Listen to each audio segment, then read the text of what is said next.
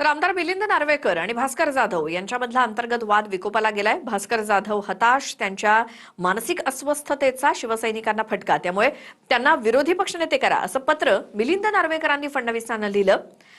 आणि यावरती नार्वेकर इतके हळवे असतील असं वाटलं नव्हतं असं म्हणत जाधवांनी टोला लगावला। ठाकरेंच्या शिवसेनेत भास्कर जाधव विरुद्ध मिलिंद नार्वेकरांमधला वाद पेटलाय। ठाकरेंच्या शिवसेनेच्या वर्धापन दिन सोहळ्यात नार्वेकर आणि जाधवांमध्ये झालेला वाद आता चव्हाट्यावर आलाय।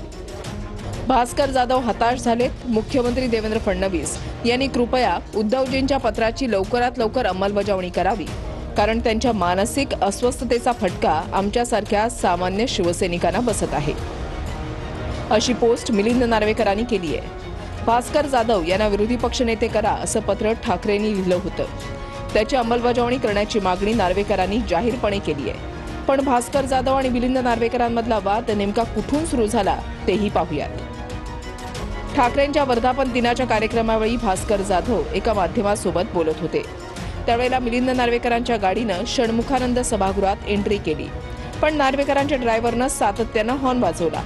त्या हॉर्नमुळे भास्कर जाधव मुलाखत देता देता थांबले। भास्कर जाधवांनी नार्वेकरांच्या गाडीला रस्ता दिला, पण नार्वेकरांच्या ड्रायव्हरकडे रागानं कटाक्ष टाकला। नार्वेकर कोण लागून गेला असं भास्कर जाधव म्हणाले। अशा लोकांमुळे पक्षाची बदनामी होते। आमच्या पक्षातल्या अशा लोकांचं वागणं चुकीचं असल्याचं भास्कर जाधवांनी सांगितलं। त्यामुळे नार्वेकरांनी भास्कर जाधवांवर जाहीर टीका केली।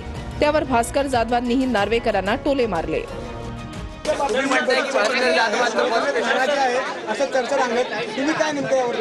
ट्विट केलेलं आहे, त्याच्यावर ज्याला समजते समजतील। ट्विट केलेलं आहे, त्याच्यावर ज्याला समजते समजतील।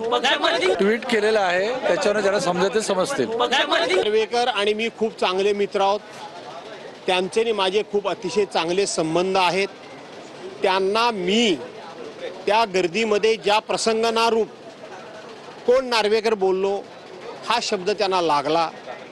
इतके दिवसाची मैत्री असल्यामुळे ते एवढे हळवे असतील, एवढे नाजूक असतील आणि एवढा माझा शब्द ते जिव्हारी लावून घेतील हे मला वाटलं नव्हतं। तो त्यांना शब्द लागला।